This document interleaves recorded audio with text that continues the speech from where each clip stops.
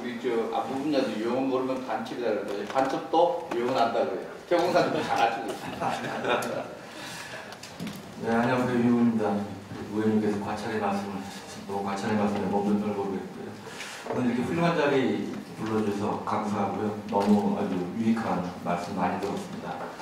제가 원래 이제 통일 분야에 대한 토론을 맡았는데 우리 정 원장님께서도 군사 분야에 대한 언급을 좀 많이 해주셨고 제가 또 전공이 군사 분야여서 양해해 주신다면 좀 군사 분야를 중심으로 좀 말씀을 드리겠습니다.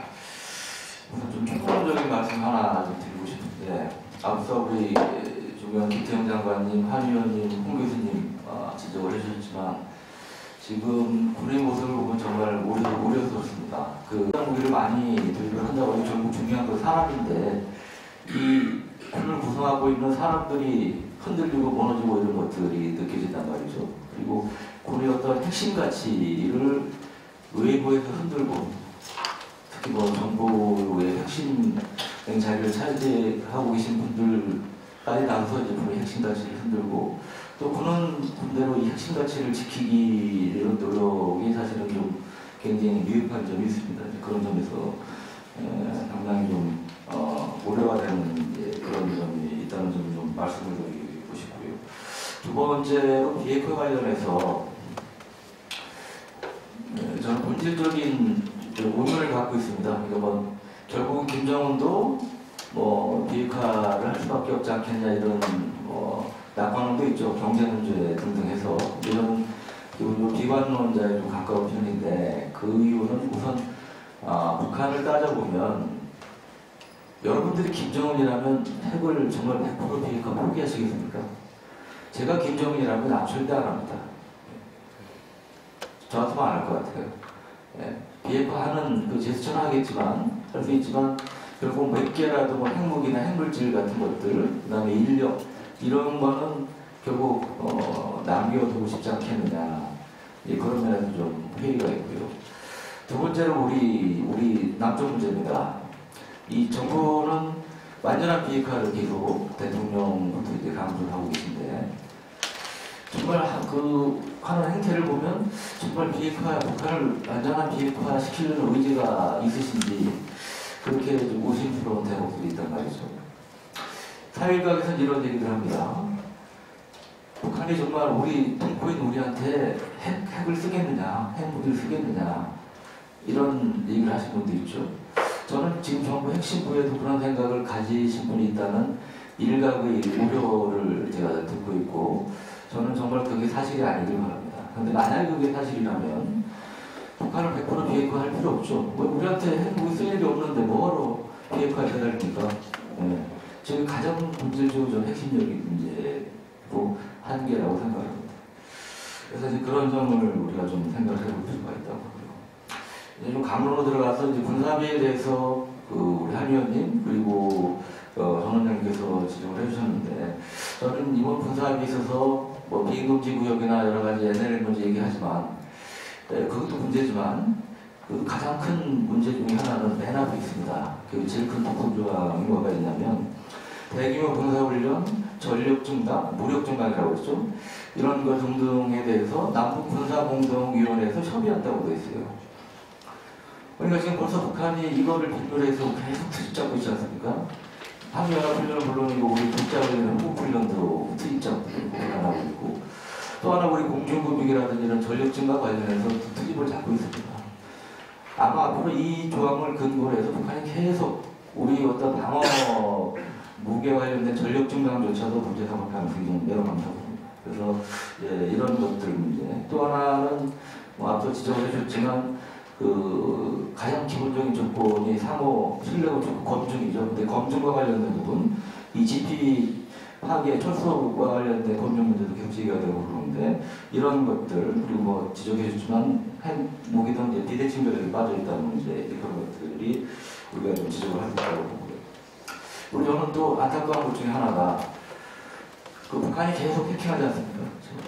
해킹하는데 우리 정부는 말이라도 이거에 대해서 어떻게 하겠다 뭐 얘기를 한 적이 없어요. 제가 못 들었는지 몰라도.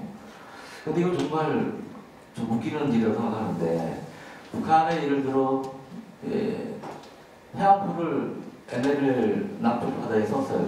빈바다니까 임명표나 이런 거 없어요. 그래도 NLL 남쪽으로 서면 우리도 북쪽으로 쏘겠다. 대응 포격하겠다. 이게 돼 있고 실제로 그렇게 했습니다. 근데 사실 어떻게 보면 그보다 더 큰 피해를 입고 있는 게 북한의 사이버 공격입니다. 몇천억 이미 물적인 피해가 생겼어요. 근데 지금 보면 뭐 인명피해만 안 생기면 괜찮은 겁니까? 몇천억 물적 피해가 생겨서. 근데 그거에 대해서 아무런 얘기는 안 하고 있고. 남북 정상회담 때 얼마나 좋은 게입니까? 야, 종전선언 자꾸 얘기하는데 북한한테 사이버적 종전선언부터 하라. 네? 저는 그렇게 욕을 했어야 된다고 봅니다. 지금 앞으로 계속 물적인 피해가 더 커질 가능성이 많은데 이런 식으로 가면 계속 당할 수밖에 없다 생각합니다. 그리고 이제 좀 이런 말씀을 드리면 약간 이제 패배 의식에 젖었다고 말씀하실지 모르겠으나 저는 현실적으로 아까 북한을 완전한 비핵화는 거의 불가능에 가깝다고 보기 때문에 결국은 우리가 북한 핵을 머리에 이고 살아야 되는 이런 상황이 될 가능성이 매우 높은 거죠.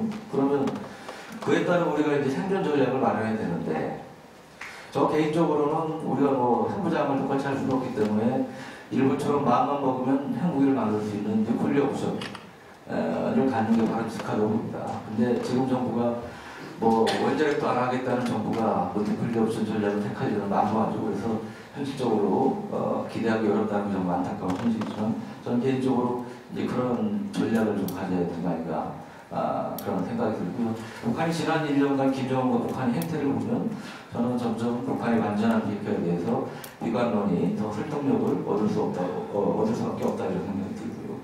또 하나는 우리 원장님께서 말씀하셨지만 우리의 이제 방어 능력을 강화해야 된다. 그래서 이 삼축 체계가 사실은 정부는 내년도에도 뭐 몇 조 예산을 반영했고 계획대로 추진한다고 말씀을 하고 계시는데 실제로 뭐 예산은 어느 정도 반영되어 있는 것 같습니다. 근데 그중에 삼축 체계 중에 마지막 그 KMPR 대량 응징 보복 관련된 거는 거의 지금 보면은 거의 사모나 비슷하게 가는 그런 양상 움직임을 보이고 있는데 저는 그중에 예를 들어 특임여단 뭐 이제 언론에서 참수작전부대라고 표현하는 이런 특임여단 같은 경우는 사실은 그게 유사시 북한 수뇌부만 제거하라고 있는 부대가 아닙니다. 우리가 통일 이후에 중국, 일본, 주변 강국 사이에서 살아남으려면 우리가 고슴도치 가시를 가져야 되는데 그 유용한 가시 중에 하나가 될 수 있는 게 저는 특임부대 같은 특수전 전력 그리고 대량 응징 보복 전력이라고 하는데 이제 그런 면에서 오히려 강화를 해야 되는 거죠. 오히려 지금 삼축 체계를 약할 때 가지고 강화를 시켜야 된다. 이제 그런 말씀을 드리고 싶고요. 끝으로 저는 이제 그 보수정에 계신 분들께 요락되지만 그런 말씀을 감히 드리는데 태공사님도 계시지만 그래서 제가 공장님 앞에서 문자 쓴 말씀 죄송합니다만 그 첫 번째는 트럼프 대통령을 너무 믿지 않았으면 좋겠다. 트럼프 대통령은 기본적으로 역대 미국 대통령 중에 제가 아는 한 한미동맹의 가치를 제일 소홀히 하는 분입니다. 그리고 돈 위주로 생각하는 분이고 그래서 한미훈련이나 이런 것에서 굉장히 부정적인 얘기를 많이 하신 분이기 때문에 트럼프 대통령을 너무 믿지 마라. 두 번째는 김정은을 우습게 보지 마라. 김정은이 지금 35살밖에 안 되지 않았습니까, 나이가? 근데 35살 나이에, 물론 어릴 때부터 제왕 수업은 받았겠지만, 그리고 태공사님 책에서도 지적을 해줬지만, 어떤 서기시라든 이 시스템에 의해서 지원이 되니까 이제 그렇게 잘하는 면이 있겠지만, 하여튼 간단치 않다. 여러 가지 북한을 끌어가는 거에 간단치 않기 때문에, 저는 김정은을 결코 우습게 봐서는 안 된다. 이런 말씀을 감히 들면서 제 두 손으로 말씀 마치겠습니다. 감사합니다.